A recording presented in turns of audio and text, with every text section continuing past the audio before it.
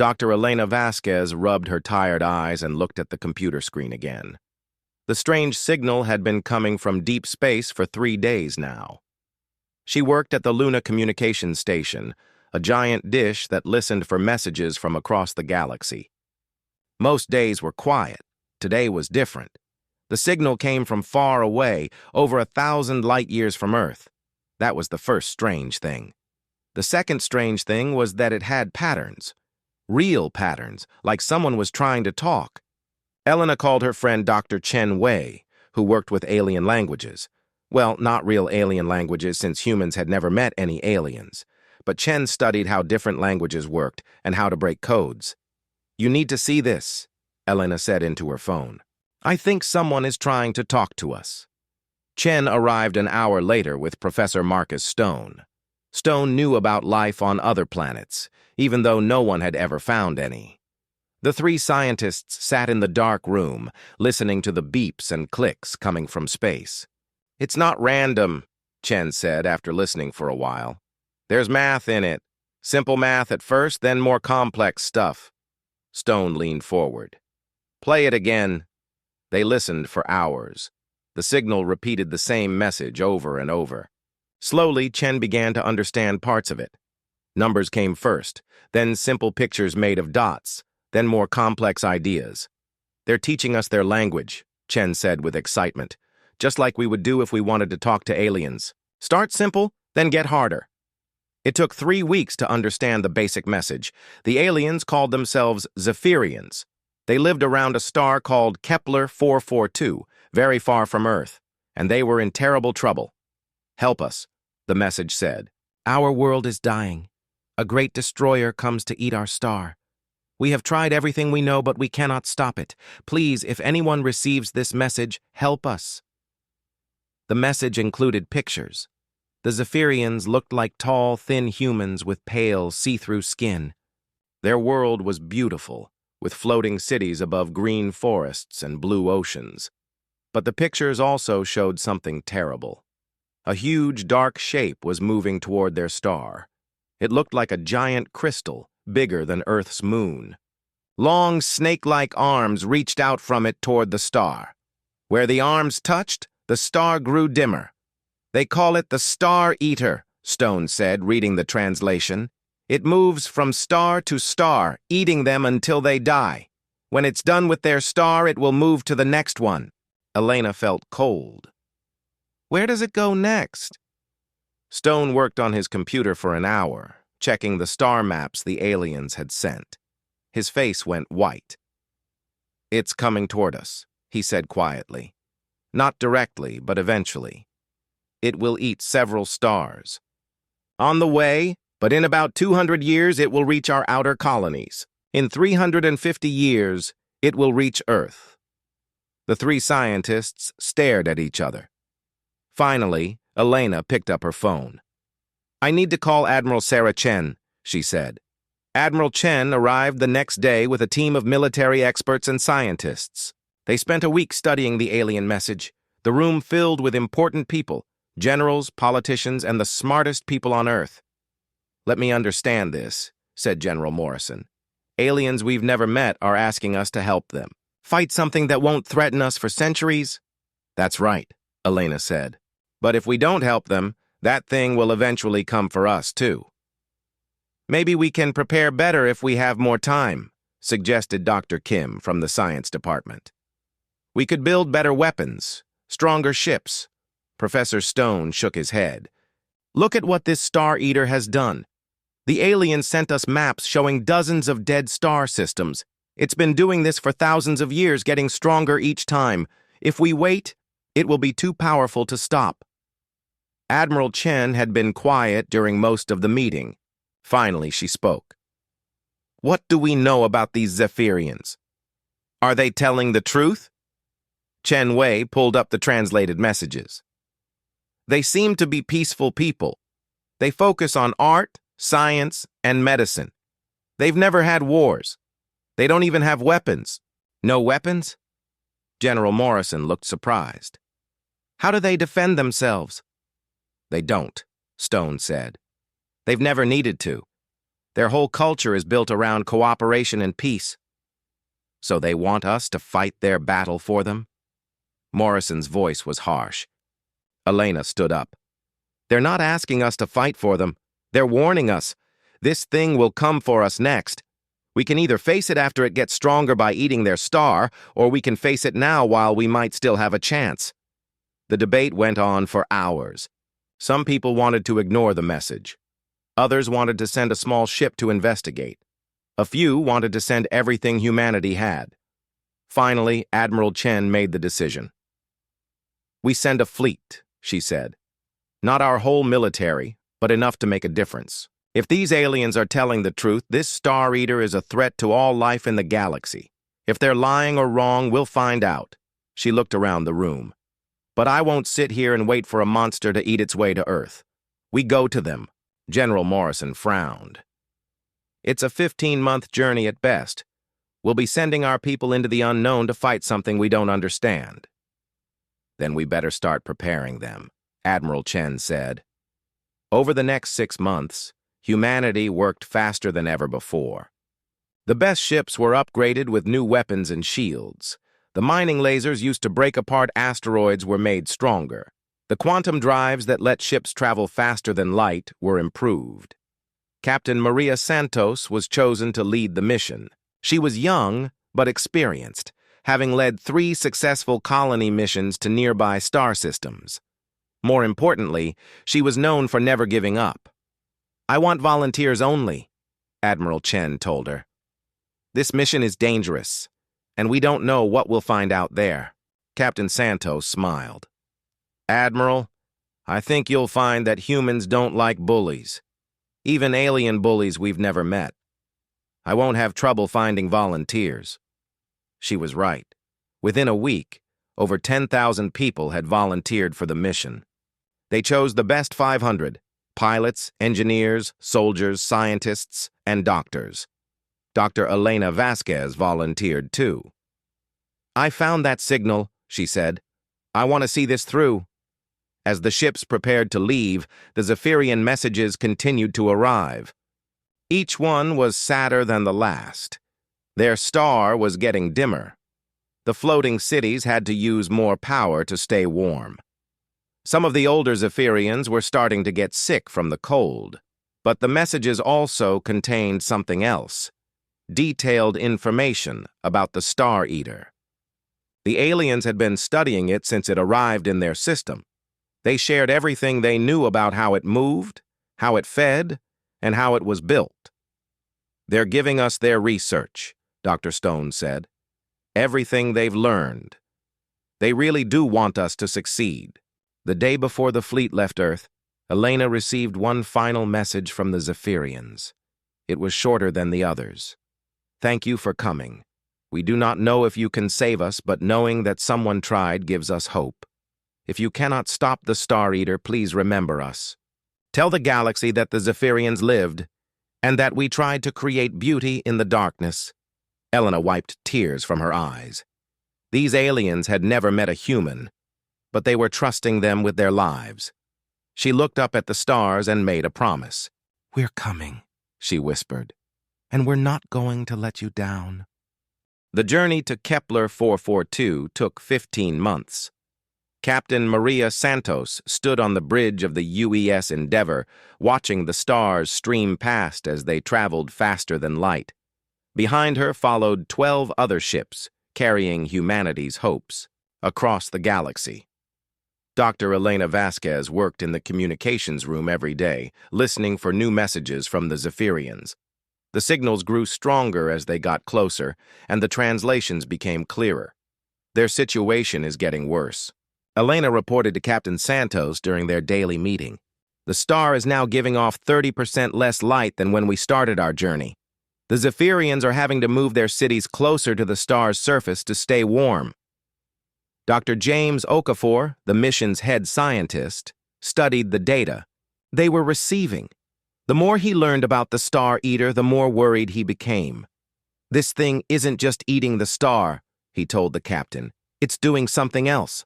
Look at these energy readings. Captain Santos looked at the computer screen. though she didn't understand most of what she saw.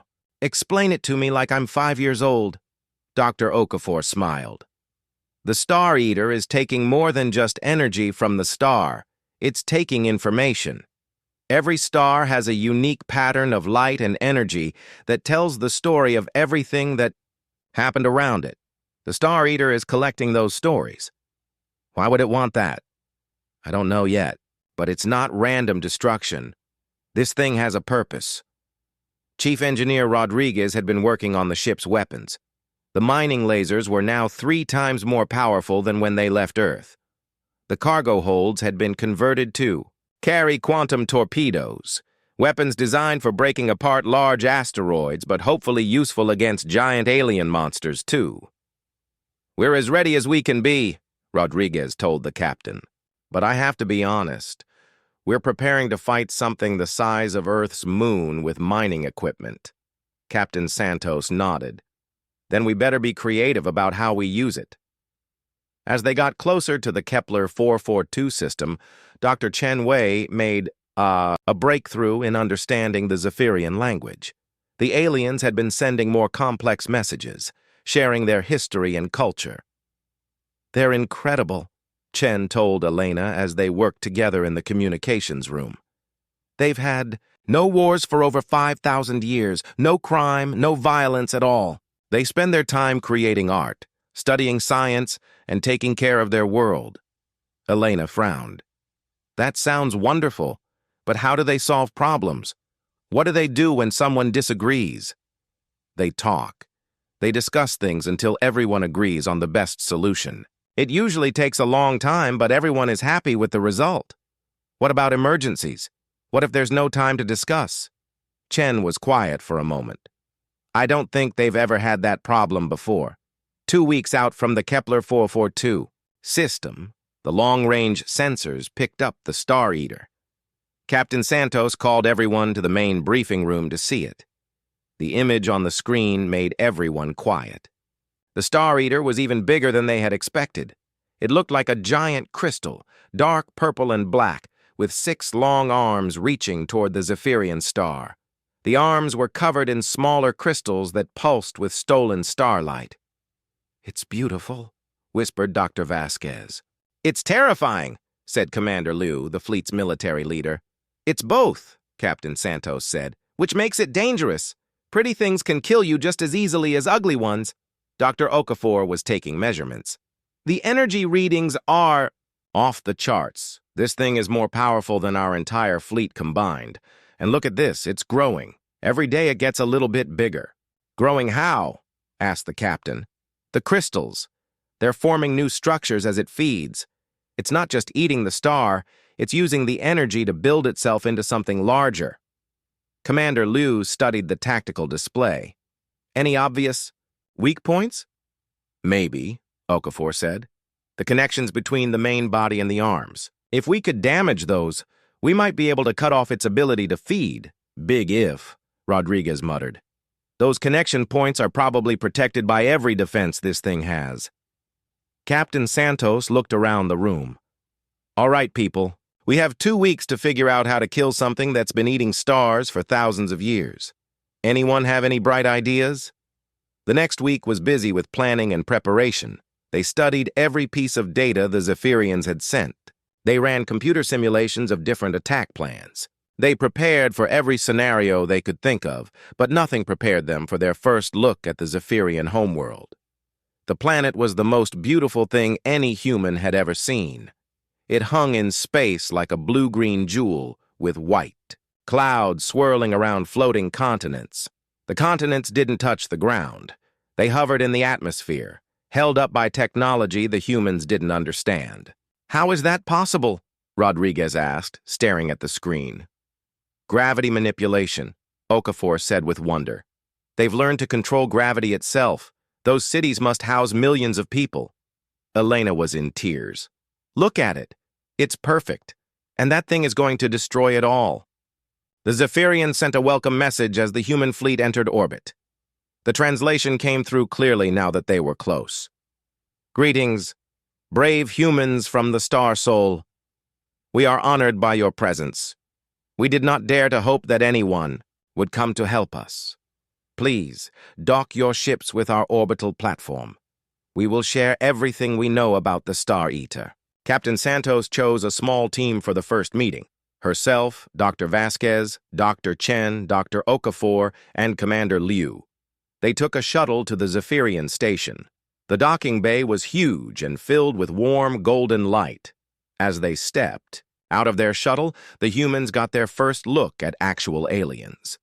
The Zephyrians were tall, almost 7 feet on average. Their skin was pale and seemed to glow from inside. They had large, kind eyes and moved with graceful, flowing motions. They wore robes that shifted color like oil on water. "Welcome," said the alien who approached them. His skin changed to a warm blue color as he spoke. "I am Elder Seraphim. I speak for my people." Captain Santos stepped forward. "I'm Captain Maria Santos of the United Earth Space Force. We received your distress call." Elder Seraphim's skin shifted to gold, which Dr. Chen whispered meant happiness or gratitude in their color language. "You have traveled so far to help strangers," Seraphim said. "This is kindness beyond measure. Please come. We will show you everything." The Zephyrians took them through their station. Everything was beautiful. Walls that seemed to be made of living crystal. Gardens that floated in the air. Art that moved and changed as they watched. But the humans could see the sadness, too. The light was dimmer than it should be.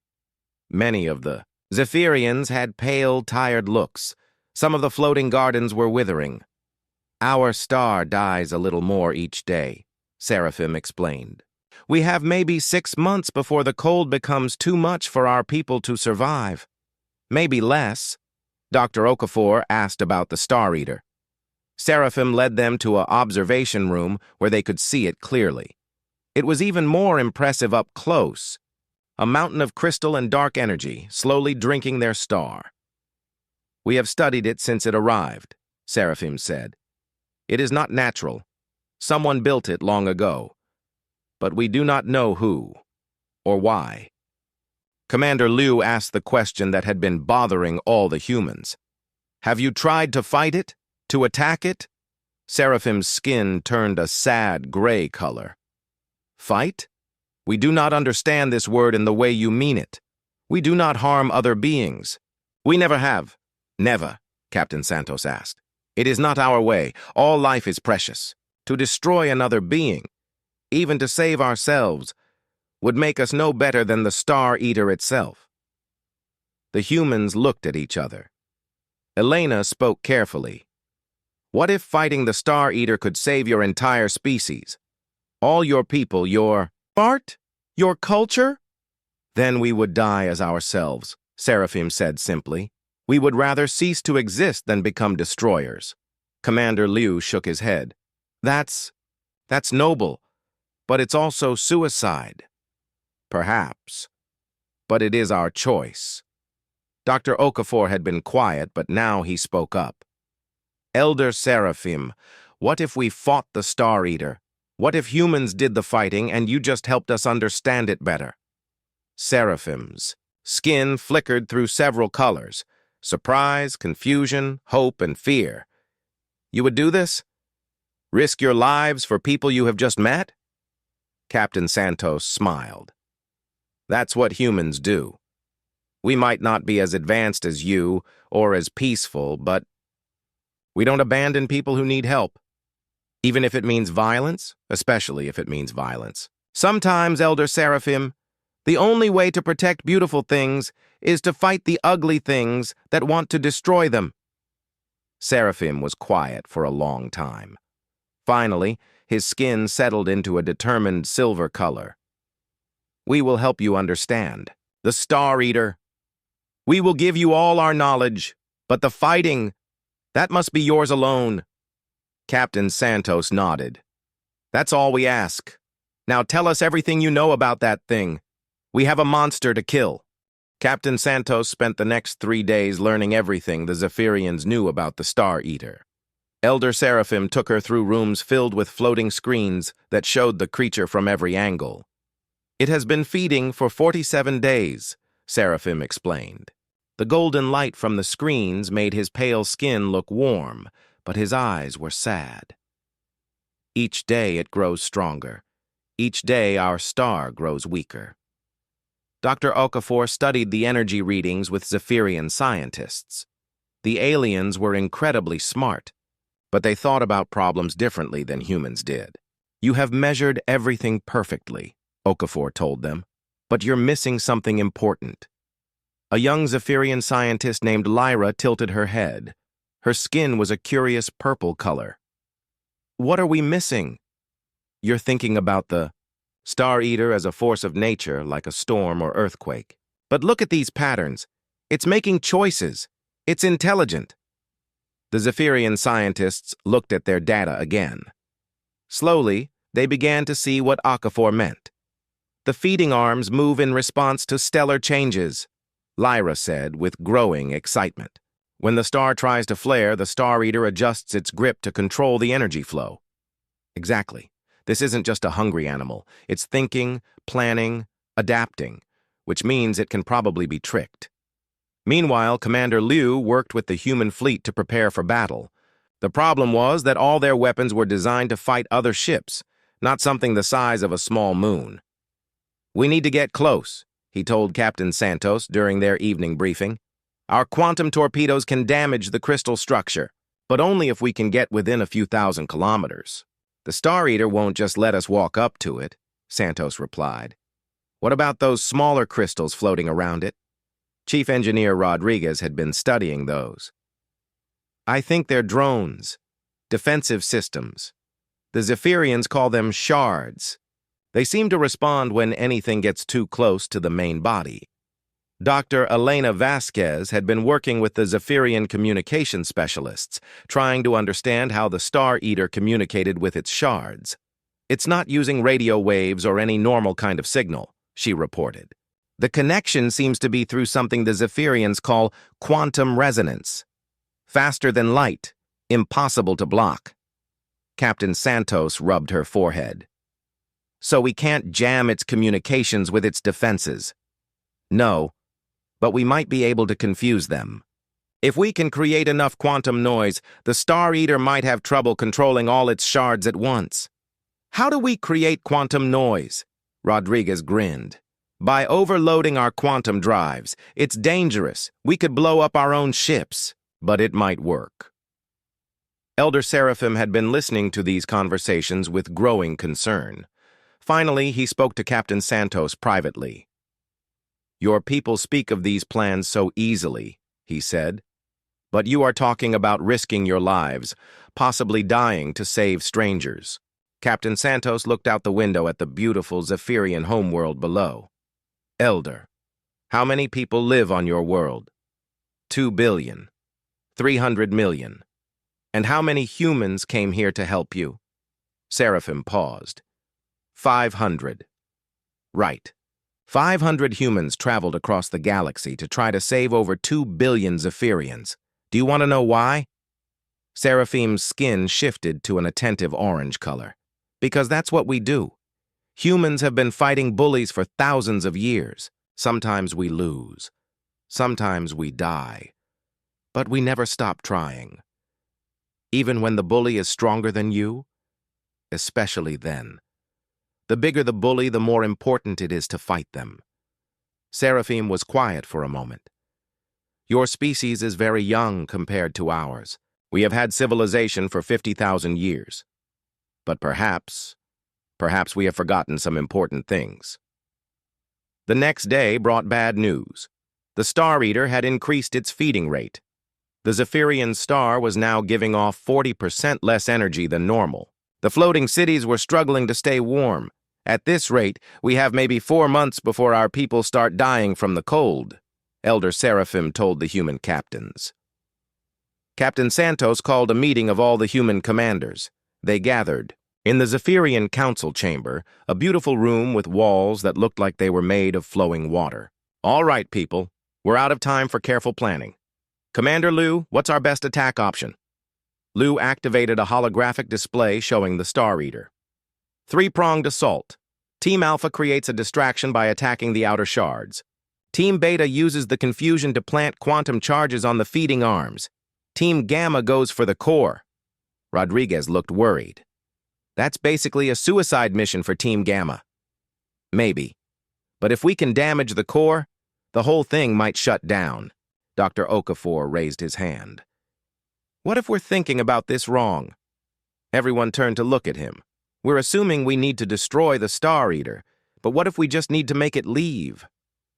How do you make something like that leave? Commander Liu asked. By giving it something better to eat. Look at the star charts the Zephyrians sent us. The Star Eater has been traveling in a mostly straight line across the galaxy for thousands of years. It's not exploring. It's following a path. Captain Santos leaned forward. A path to where? I don't know. But what if we could convince it to skip this star and move on to the next one? Elder Seraphim spoke up. The next star in its path has no planets, no life. Then maybe we can live with that compromise. The room was quiet as everyone thought about this idea. Finally, Commander Liu shook his head. Even if that could work, how would we communicate with it? The thing has been ignoring the Zephyrians for months. Because the Zephyrians have been trying to talk to it like it's a person, Okafor said. But what if it's more like a program? What if we need to speak to it in mathematics and energy patterns instead of words? Elena's eyes lit up. Like the signal the Zephyrians sent us. Start with simple math, build up to complex ideas. Exactly. But instead of using radio waves, we use the same quantum resonance it uses to control its shards. Rodriguez was already working on his tablet. We could modify our communications array, use the quantum drives to generate the right kind of signals. Captain Santos looked around the room. Show of hands. Who thinks this could work? About half the people raised their hands. Who thinks we should stick with the direct assault plan? The other half raised their hands. Great. We'll do both. Santos stood up. Teams Alpha and Beta will proceed with the assault plan. Dr. Okafor, you and Dr. Vasquez work on the communication option. If one plan fails, maybe the other will work. Elder Seraphim's skin had turned a worried gray color. Captain Santos, your people are taking such risks for us. If you fail, if you die trying to help us. Captain Santos put a hand on the tall alien's shoulder. Elder, let me tell you something about humans. We've been taking stupid risks to help people for our entire history. Sometimes it works out great. Sometimes it doesn't. But we keep doing it because that's who we are. But why? What do you gain from helping us? Santos smiled. The knowledge that we tried. The knowledge that when someone needed help, humans answered the call. That's worth any risk. Over the next week, both teams worked around the clock. Commander Liu prepared the assault fleet, loading every ship with as many weapons as they could carry. Dr. Okafor and Dr. Vasquez worked with Zephyrian scientists to build a communication device unlike anything that had ever existed. The Zephyrians watched these preparations with amazement and fear. They had never seen anything like human determination. They work as if they can change the laws of physics through willpower alone, Lyra told Elder Seraphim. Perhaps they can, Seraphim replied. Perhaps that is what we have forgotten, that willpower matters. On the last day before the mission, Elder Seraphim called Captain Santos to a private meeting. I have been thinking about what you said, he began. About fighting bullies, about protecting beautiful things. Yes? If your people succeed, if you save our world, we want to learn from you. We want to understand this thing you call courage. Captain Santos smiled. Elder, you already have courage. You sent that message across the galaxy asking for help. That took courage too. But not the kind of courage that faces monsters. Maybe not.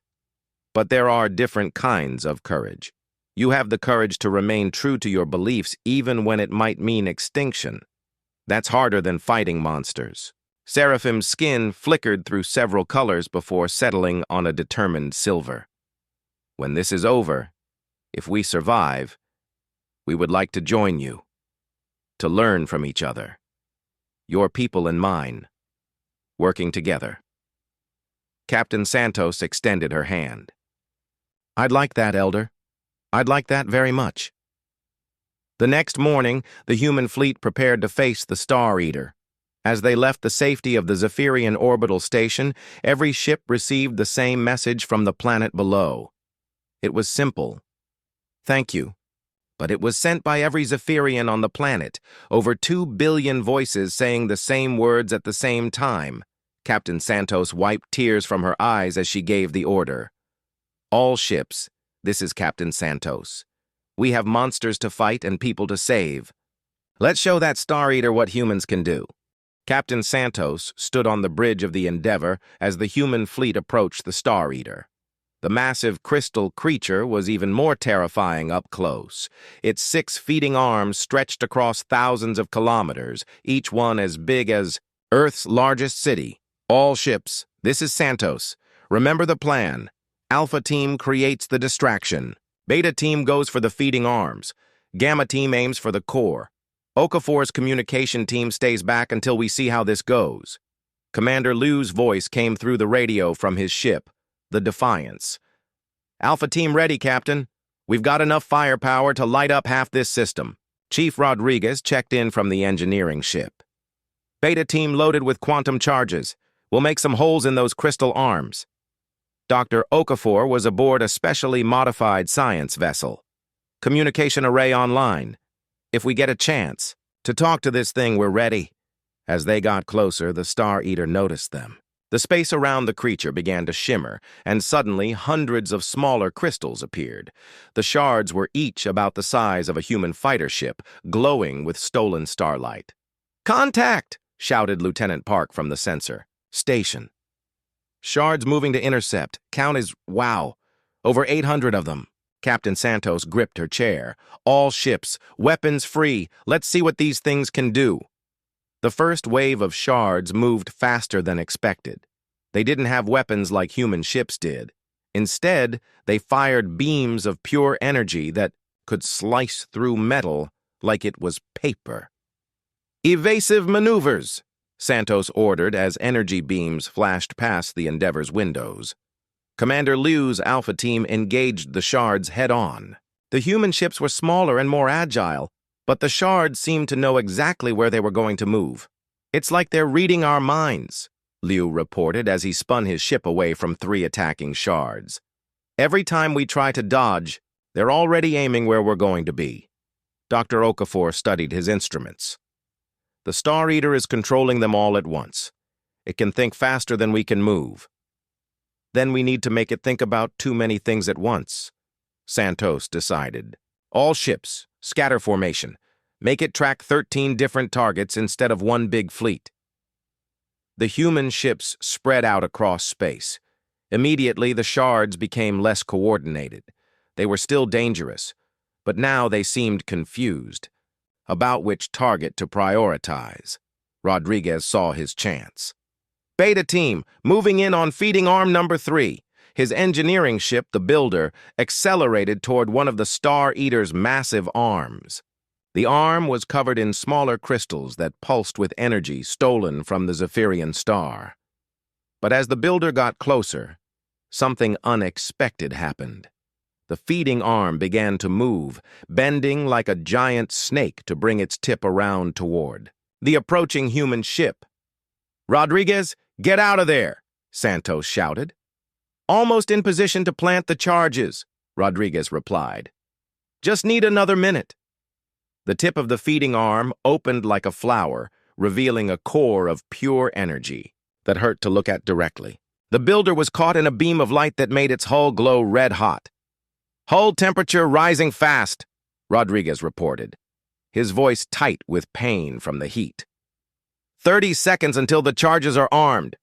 Other ships from Beta Team moved in to help, firing their mining lasers at the feeding arm. The crystals cracked under the assault, and the energy beam flickered. "Charge is armed," Rodriguez shouted. "Everyone clear the area!" The Builder accelerated away from the feeding arm just as the quantum charges exploded. The blast was visible across the entire system. a flash of white light that made the Star Eater's crystals ring like giant bells. When the light faded, feeding arm number 3 was gone, cut clean off at the base. The Star Eater's response was immediate and terrifying. All the remaining shards suddenly moved with perfect coordination, ignoring everything except the ship that had damaged their master. "They're all coming for us," Rodriguez called out, as hundreds of crystal drones converged on the builder. "Alpha Team, protect Beta Team," Santos ordered. Commander Liu's fighters threw themselves between the shards and Rodriguez's ship. The space around them filled with energy beams and explosions as humans and alien drones fought desperately. But there were too many shards. One by one, the human ships began to take damage. The fighter courage exploded when 3 shards hit it at once.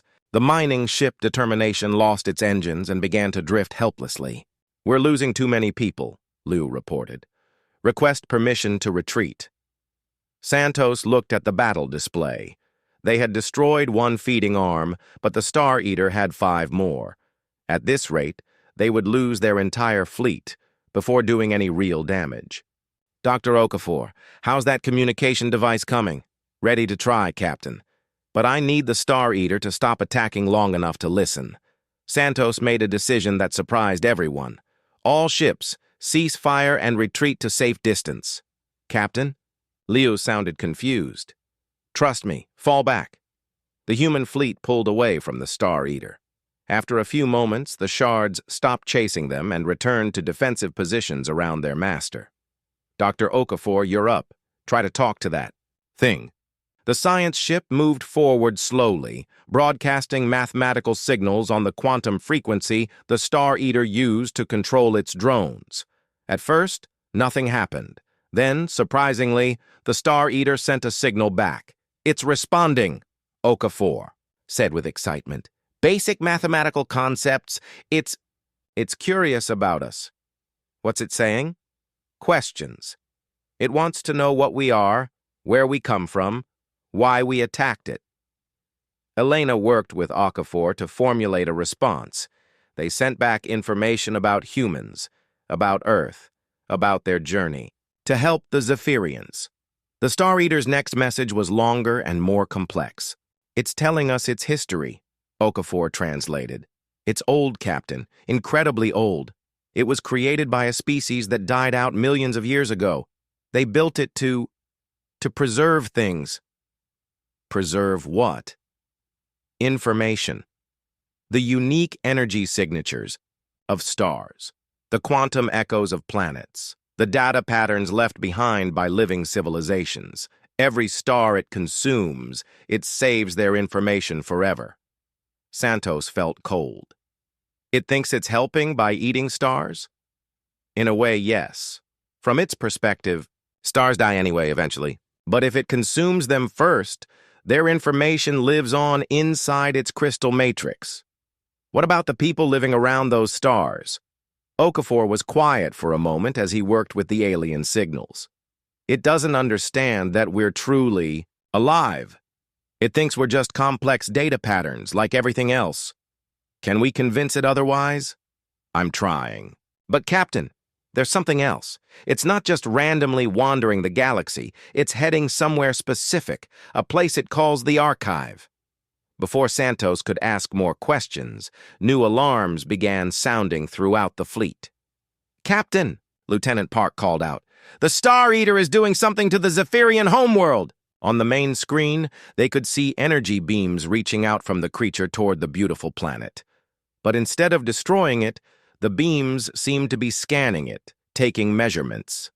"It's cataloging the planet," Okafor realized. "Recording everything about Zephyrian civilization before it destroys them." Elder Seraphim's voice came through the communications. "Human friends, something is happening. Our people report strange sensations, as if something is looking directly into their thoughts." Santos felt sick. "It's not just scanning the planet. It's scanning the people, too. All their art, their culture, their memories," Elena whispered. "It's going to preserve all of it in its crystal matrix, then kill them all." "Not if we stop it first," Santos said grimly. Dr. Okafor, tell that thing that the Zephyrians are alive, that they don't want to be preserved in its collection. Okafor sent the message, but the Star Eater's response was puzzled. It doesn't understand the concept of wanting, Okafor reported. From its perspective, preservation is always better than extinction. It thinks we're being illogical. Santos looked around the bridge at her crew. They were all young, brave people who had volunteered to travel across the galaxy to help strangers. Now they were trying to reason with a creature older than human civilization. Then we'll have to show it, she decided. Dr. Okafor, tell the Star Eater that humans choose to fight rather than be preserved. Tell it that sometimes being alive and free is worth more than being safe and catalogued. The message went out. For a long moment, space was quiet except for the pulsing energy of the dying star. Then the Star Eater sent back its response. It says it wants to test our conviction, Okafor translated with growing alarm. It's releasing all its shards, every single one. The space around the Star Eater filled with crystal drones, thousands of them, far more than had appeared in the first battle. It's going to see if humans really will choose to fight instead of being preserved, Santos realized. All ships, battle stations. Looks like we're going to prove our point the hard way. As the massive swarm of shards accelerated toward the human fleet, Captain Santos opened a channel to all ships. People of Earth, we came here to save strangers, and now we have to save ourselves too. That thing out there thinks life is just information to be collected and stored. Let's show it what life really means. The battle for the Zephyrian system was about to begin. Thousands of crystal shards filled the space between the human fleet and the Star Eater. Captain Santos had never seen anything so beautiful and terrifying at the same time. Each shard pulsed with stolen starlight, moving in perfect formation. Like a school of deadly fish. All ships, defensive formation around the Zephyrian homeworld, Santos ordered. We don't let a single shard get past us. The human fleet was tiny compared to the swarm coming toward them. 13 ships against thousands of alien drones. But as the shards approached, something unexpected happened. Elder Seraphim's voice came through the communications from the planet below. Captain Santos, our people are doing something we have never done before. We are angry. On the main screen, Santos could see the Zephyrian floating cities. For the first time since the humans had arrived, they were moving. The graceful, peaceful aliens were positioning their cities to shield the human ships. Elder, get your people to safety, Santos called back. No, Seraphim replied, his voice stronger than Santos had ever heard it. You came across the galaxy to help us. You are willing to die for strangers. We will not hide while you fight for our world. The first wave of shards hit the human fleet like a crystal tsunami. Energy beams flashed in all directions as the 13 human ships fought desperately against overwhelming odds. Commander Liu's fighter squadron threw themselves at the largest group of shards. Alpha Team, spread out! Make them work for every shot! The human pilots flew with skills learned in asteroid fields and mining operations. They knew how to dodge falling rocks and navigate tight spaces. Against the perfectly coordinated shards, this experience became a life-saving advantage. Chief Rodriguez's engineering ships used their mining equipment as weapons. Plasma cutters designed for asteroid work sliced through shard crystals. Magnetic grapples meant for hauling ore caught shards and smashed them into each other. Beta Team, concentrate fire on the big ones, Rodriguez called out as his ship spun between two massive shards. If we can take down their command units, the smaller ones might get confused. Dr. Okafor was still trying to communicate with the Star Eater during the battle. It's watching everything, he reported to Captain Santos. It's studying how we fight, how we react under pressure. This isn't just a battle, it's an experiment. Then let's give it some data it won't expect, Santos replied grimly. The human ships began using tactics no other species had ever tried against the Star Eater. They sacrificed themselves to save damaged vessels. They shared ammunition and spare parts even when they needed those resources for their own survival. When Commander Liu's ship lost its weapons, 3 other ships formed a protective shell around him while his crew made repairs. The Star Eater had never seen anything like it. Its shards were programmed to attack the most dangerous targets first, but the humans kept changing which ship was most dangerous by helping each other constantly. "It's confused," Dr. Okafor announced with excitement. "The Star Eater can't understand why we're weakening ourselves to help other ships. From its perspective, it's completely illogical. But the human fleet was losing. One by one, ships fell to the overwhelming shard assault. The cargo hauler determination exploded in a burst of light. The science vessel Explorer went dark when shards severed its power systems. As the battle raged, something amazing happened on the Zephyrian homeworld.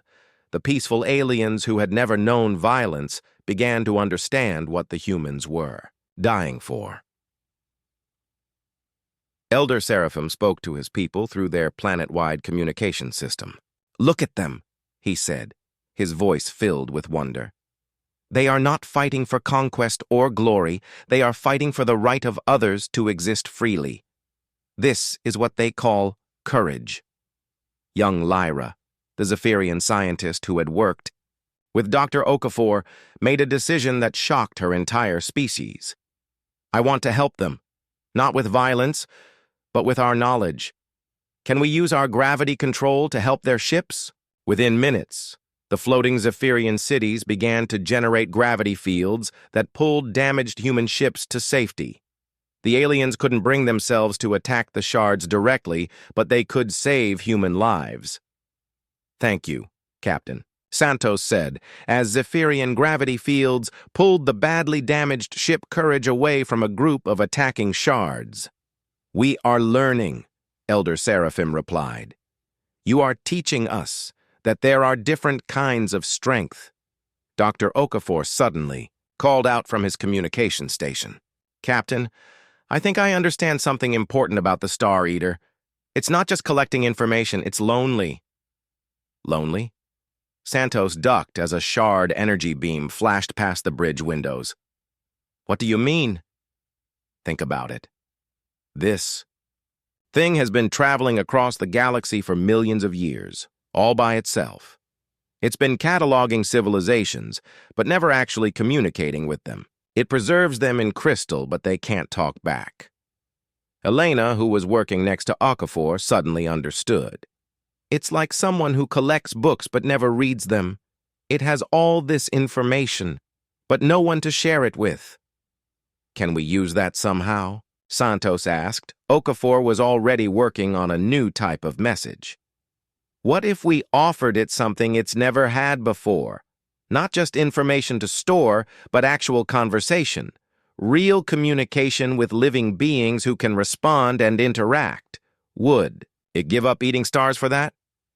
Maybe. If we can convince it that living civilizations are more valuable than preserved ones." But before they could try this new approach, disaster struck. A massive group of shards broke through the human defensive line and headed straight for the Zephyrian homeworld. "All ships, intercept those shards," Santos ordered. "Don't let them reach the planet." The remaining human vessels threw themselves between the shards and the Zephyrian world. It was a hopeless gesture. There were too many shards and too few human ships left. That's when Elder Seraphim made a decision that changed Zephyrian civilization forever. "My people," he announced to every Zephyrian on the planet. "These humans are dying to protect us. They are showing us that sometimes, to preserve life, we must be willing to fight for it. I cannot ask them to die alone." The floating Zephyrian cities suddenly moved with purpose. Using their gravity-controlled technology, they began to pull shards out of formation. They couldn't bring themselves to destroy the crystal drones, but they could scatter them, confuse them, make them easier targets for the human ships. "Elder," Santos called out in amazement. "What are you doing?" "Learning," Seraphim replied. You have taught us that pacifism without action is just another form of surrender. We will not surrender our world or our new human friends. The combination of human determination and Zephyrian technology began to turn the tide. Scattered and confused, the shards became easier to fight.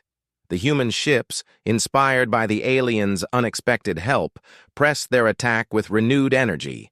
Dr. Okafor chose this moment to send his new message to the Star Eater. Instead of mathematics or simple concepts, he transmitted something the ancient creature had never experienced before. A live conversation between humans and Zephyrians, working together to solve problems in real time. The effect was immediate. All the shards suddenly stopped moving. "It's listening," Okafor reported. "Really listening. Not just collecting information, but trying to understand the interaction between our species." The Star Eater sent back a message unlike any it had transmitted before. Instead of cold logic or mechanical responses, its communication carried something that sounded almost like wonder. It says it had never considered that preserved civilizations can't grow or change. Okafor translated. It spent millions of years collecting static information, but we're showing it dynamic information, thoughts and ideas that evolve through interaction. Captain Santos opened a channel to the Star Eater. "Dr. Okafor, tell it this. Instead of preserving dead civilizations, it could help living ones learn from each other. Instead of being alone with its collection, it could be part of a community." The Star Eater's response took several minutes. When it came, Dr. Okafor's face filled with amazement. It's asking if we would be willing to teach it, how to communicate with other species, how to be part of a community instead of just observing one. "What do we tell it?" Elena stepped forward. "We tell it the truth. That community requires trust, and trust requires giving up some power. It would have to stop eating stars and start protecting them instead." The final message from the Star Eater was simple, but profound. It wanted to try. Over the next several hours, the ancient creature began to change. Its feeding arms withdrew from the Zephyrian star. Its shards arranged themselves into new patterns, not weapons anymore, but tools for construction and exploration. "It's rebuilding itself," Dr. Okafor observed, changing from a consumer into a protector. The Star Eater's new form was even more beautiful than its old one. Instead of dark crystal arms reaching out to drain stars, it now had structures that seemed designed to nurture and protect solar systems. Elder Seraphim's voice came from the planet, filled with wonder. "The star is brightening again. Our world is saved." But Captain Santos knew this was about more than just one world.